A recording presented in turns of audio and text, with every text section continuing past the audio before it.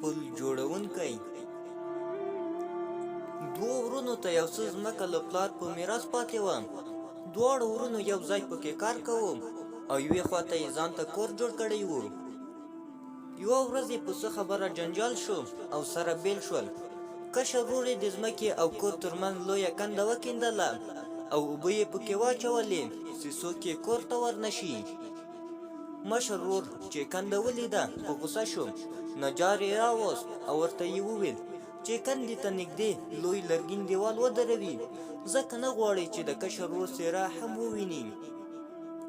نجار سهار وختي کار پیل کړ. مشر ورور د یو څه کار لپاره ښار ته لاړ. ماښام چې راستون سو ویې لیدل چې د دیوال پر ځای پل جوړ دی. له ځان سره یې وویل ضرور کشر ورور نجار ته د پل جوړولو ویلي دي. سهار چې کشر ورور پل ولید نو فکر یې وکړ چې ورور یې غواړي بیرته ورسره پخلا شي.